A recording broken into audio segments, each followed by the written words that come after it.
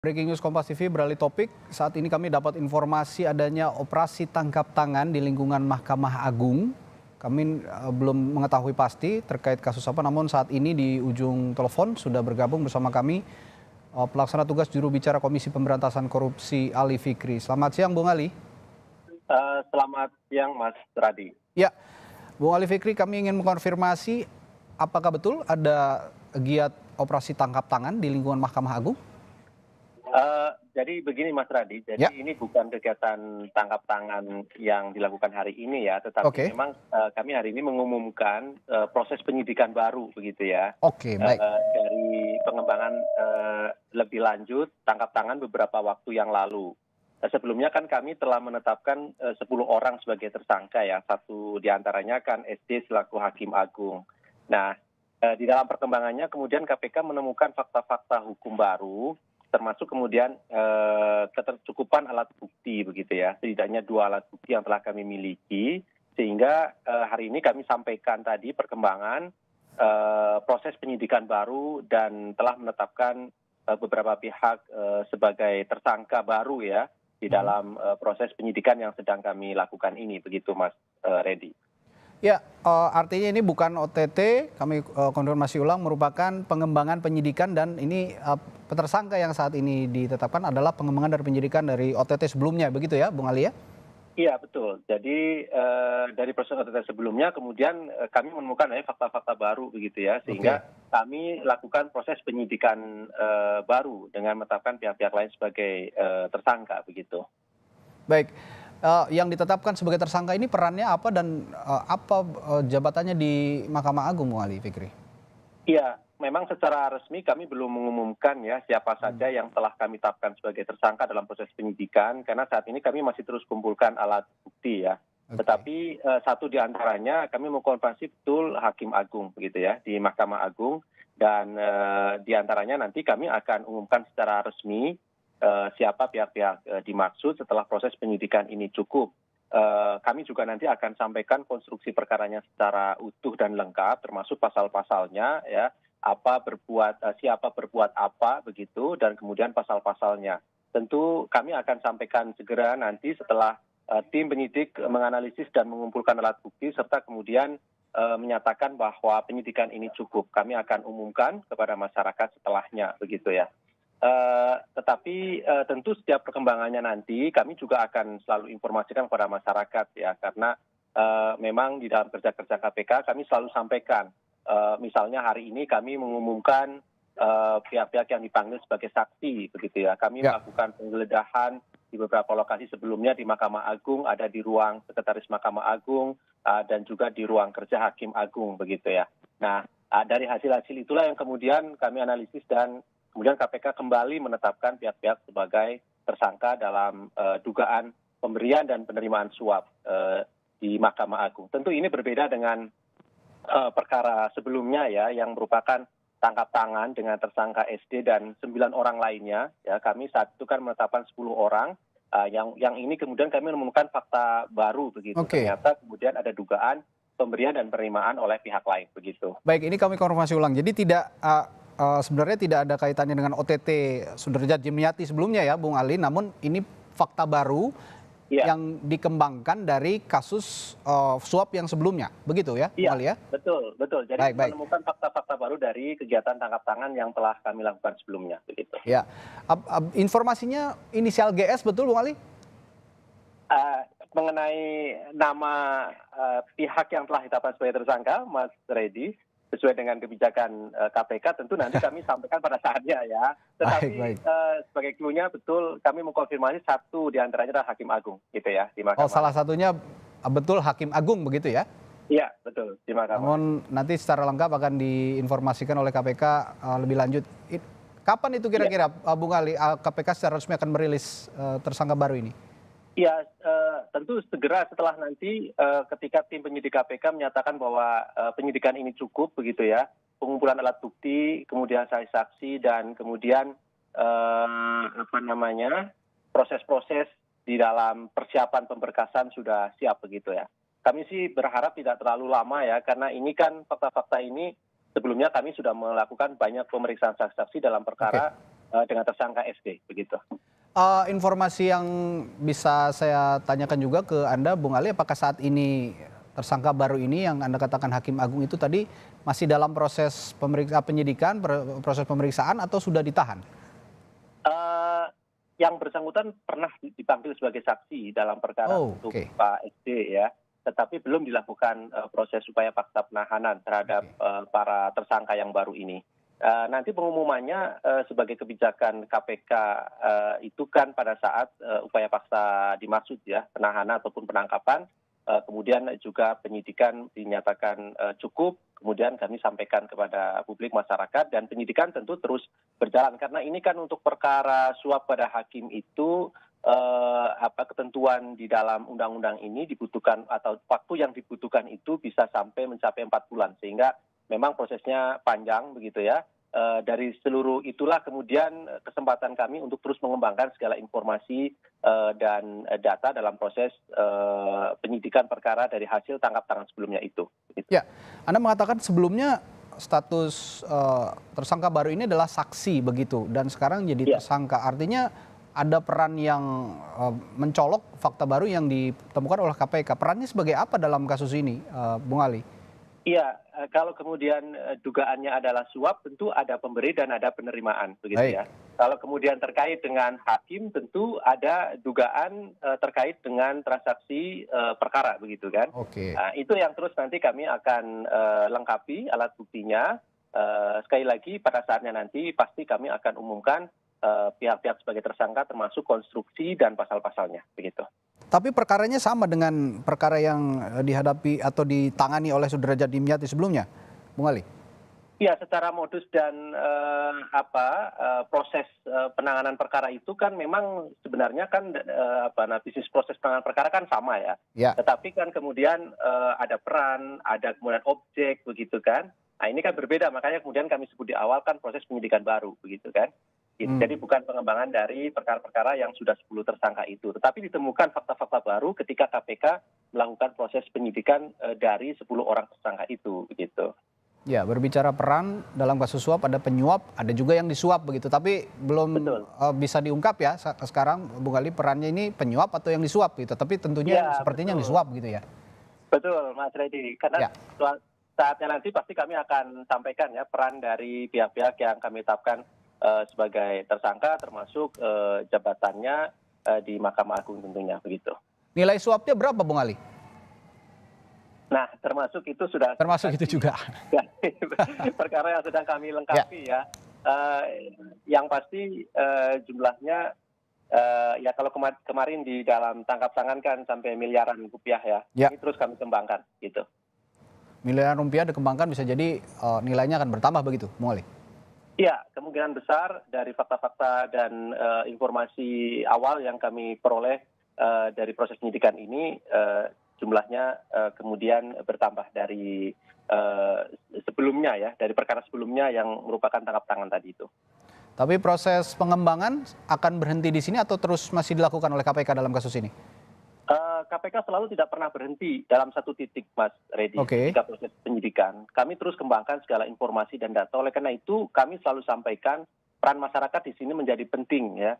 Kalau kemudian masyarakat ada yang memiliki informasi dan data, kami persilakan untuk bisa sampaikan kepada KPK.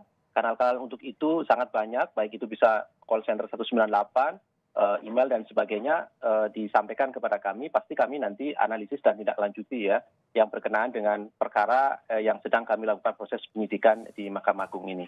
Ini kan nggak sekali dua kali begitu, Bung Ali, terjadi di Mahkamah Agung, sebuah lembaga institusi hukum yang sebenarnya ya boleh dikatakan agung begitu, paling tinggi posisinya di antara lembaga peradilan yang lain. Apakah KPK selama ini bersama Mahkamah Agung punya koordinasi untuk mencegah hal-hal seperti ini terjadi, Bung Ali? Ya, tentu di dalam tugas-tugas KPK kan tidak hanya kemudian menangkap dan membawa pada proses persidangan ya atau diadili begitu, tetapi kan upaya-upaya pencegahan juga dilakukan. Ada MOU dengan Mahkamah Agung, kemudian pelatihan bersama dengan aparat penegak hukum. Tentu ini kan dalam rangka juga membangun proses-proses bagaimana penanganan perkara yang anti suap, kemudian membangun integritas bersama begitu ya. sesama aparat penegak hukum, tidak hanya dengan para hakim tetapi juga para penyidik, bahkan kemudian BPK dan BPKP sebagai satu kesatuan dalam proses penanganan perkara pidana, kan ini banyak pihak yang terlibat. Nah, di sanalah kemudian peran KPK membangun komitmen bersama bagaimana kemudian di dalam penanganan perkara secara profesional tentu juga dilandasi dengan etik, moral, dan kemudian integritas begitu ya. Bahwa kami meyakini apa yang kemudian kami lakukan ini dan kemudian menetapkan beberapa pihak sebagai tersangka adalah oknum yang ada di Mahkamah Agung begitu ya.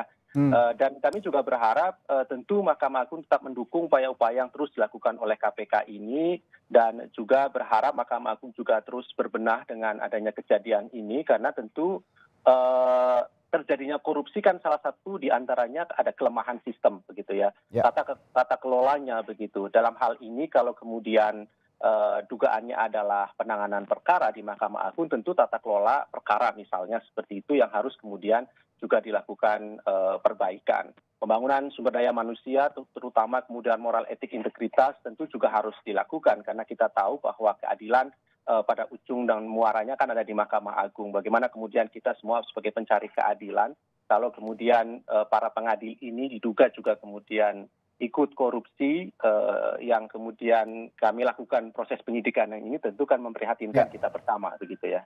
Ya, dalam konteks suap atau gratifikasi di Mahkamah Agung, ini kan rata-rata penanganan suatu perkara. Kalau trennya yang dilihat dari KPK, tren penanganan perkara apa Bung Ali yang biasanya terjadi gratifikasi atau suap seperti ini? Iya, kalau kemarin perkara tangkap tangan ini kan ada dua ya, dugaannya itu perkara perdata ataupun dan juga perkara pidana begitu ya. Memang di banyak kasus atau perkara yang KPK tangani sebelumnya ini kan misalnya dugaan suap di Pengadilan Negeri Surabaya ya, yang saat ini prosesnya masih berjalan, itu kan juga berkenaan dengan perkara-perkara keperdataan begitu ya. Kemudian di beberapa perkara-perkara yang lain yang pernah kemudian KPK ungkap dan selesaikan pada proses penanganan perkara juga banyak berkaitan dengan perkara keperdataan begitu. Nah, ya tentu memang ada beberapa hal yang itu kemudian menjadi pemicu ya, para pihak misalnya satu diantaranya saling bertemu begitu ya. Nah, ini juga saya kira ini sebagai bagian dari kelemahan tata kelola penanganan perkara ya. Bagaimana kemudian pihak-pihak bisa bertemu langsung dengan berperkara begitu.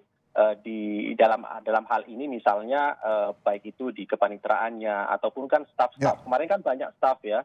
Ada sekitar 9 orang di Mahkamah Agung dan juga ada hakim justisi di Mahkamah Agung. Ternyata kan dugaannya berperan di dalam turut pemberian dan penerimaan suap begitu. Nah, disinilah kemudian kan tentu kalau kita lihat di dalam konstruksi perkara yang sudah kami sampaikan sebelumnya dari hasil tangkap tangan, karena beberapa kelemahan-kelemahan tata kelola sistem penanganan perkara. Disitulah peran penting bagaimana kemudian kami di KPK bersama dengan Mahkamah Agung tentu untuk upaya-upaya pencegahannya adalah perbaikan tata kelola penanganan perkara ya.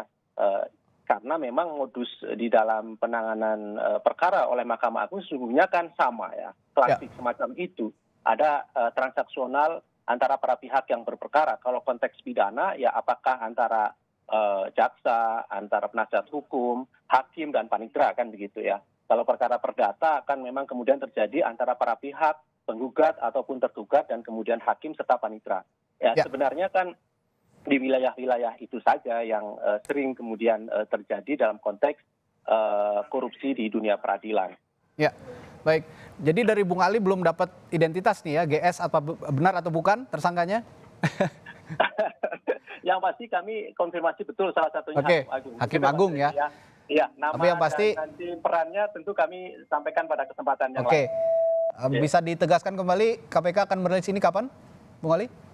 Iya, setelah proses penyidikan ini cukup ya, segera tentunya setelah nanti tim penyidik selesai melakukan analisis dan menyatakan bahwa proses penyidikan ini cukup. Begitu. Hari ini juga berarti ya? Sepertinya tidak hari ini. Oh, tidak hari ini ya? Sepertinya? Tidak hari ini, karena hari ini kami baru menyampaikan kepada masyarakat terkait dengan kegiatan proses penyidikannya. Masih ada cukup waktu ke depan untuk tim penyidik KPK terus melengkapi dan mengumpulkan alat bukti yang dibutuhkan. Baik, terima kasih. Nanti kita nantikan juga informasi lebih lanjut, Bung Ali dari KPK. Apakah betul tadi berinisial GS, namun yang pasti adalah Hakim Agung di Mahkamah Agung begitu ya, Bung Ali Fikri. Terima kasih Ya, Bung Ali, baik. pelaksana tugas juru bicara KPK telah memberikan informasi di Breaking News Kompas TV terkait perkara suap yang menimpa salah satu hakim agung di Mahkamah Agung. Ini merupakan pengembangan dari penyidikan sebelumnya yang menimpa salah satu hakim agung juga bernama Sudrajat Dimyati yang sebelumnya terkena operasi tangkap tangan oleh KPK pada Oktober lalu, tepatnya pada 4 Oktober yang lalu. Dan untuk mengetahui informasi paling akhir juga, kami akan bergabung dengan jurnalis Kompas TV Valentina Sitorus yang saat ini berada di Gedung Komisi Pemberantasan Korupsi Jakarta. Valen, ada informasi apakah tersangka yang seperti yang dibilang juru bicara KPK tadi, Hakim Agung, ini sudah berada di KPK saat ini atau seperti apa? Ya, Radi dan juga saudara, hingga saat ini saya melaporkan kepada Anda pukul 12:54 waktu Indonesia Barat, memang terlihat di KPK belum ada keriuhan sama sekali. Artinya memang di sini teman-teman media memang masih berjaga, tapi memang belum ada tanda-tanda apakah memang ada pergerakan dari dampak atau dari efek penjemputan paksa yang disebutkan, apalagi yang memang saat ini beredar di media online telah ditetapkannya sebagai seorang tersangka dari salah satu hakim agung dalam kasus dugaan suap penanganan perkara di Mahkamah Agung. Memang ada inisial nama yang beredar di media online begitu, tapi tadi saya masih mencoba mengkonfirmasi, bahkan tadi juga Anda sempat mewawancarai juru bicara KPK Ali Fikri begitu, bahkan memang disebutkan bahwa KPK masih terus berkoordinasi dengan tim penyidik, artinya masih mengumpulkan bukti-bukti untuk menguatkan siapa kira-kira yang akan menjadi siapa yang terlibat dalam kasus ini dan kemudian apa perkara yang disangkakan. Tentu kami masih menunggu dari penjelasan daripada pihak berwenang, dalam hal ini adalah KPK, apakah memang dilakukan penjemputan paksa hari ini atau seperti apa, ataupun memang langsung dibawa ke gedung KPK. Nantinya kami juga masih menunggu di sini. Begitu, Radi, sementara yang bisa kami laporkan di sini sekali lagi masih belum ada hal-hal yang mendukung membenarkannya adanya tersangka daripada salah satunya adalah Hakim Agung yang kemudian digiring ke KPK terkait kasus yang memang lagi santer diberitakan. Tapi informasi yang kami dapat dari rekan-rekan media di sini, memang penetapan tersangka ini juga tadi sempat dibenarkan oleh salah satu pimpinan KPK, yakni Nurul Gufron, begitu ya, karena penetapan tersangka ini disebutkan merupakan pengembangan dari kasus suap ya daripada penanganan perkara di Mahkamah Agung yang menjerat Hakim Agung nonaktif sebelumnya, yakni Sudrajat Dimyati dan juga beberapa tersangka lainnya yang saat itu ditetapkan ada 8 orang lainnya. Begitu, Radi, kembali ke Anda. Baik, Valentina Sitorus, kami akan perbaharui lagi nanti informasi dari gedung KPK terkait adanya penangkapan salah satu hakim agung di Mahkamah Agung terkait proses suap dalam suatu perkara yang ditangani oleh Mahkamah Agung. Dan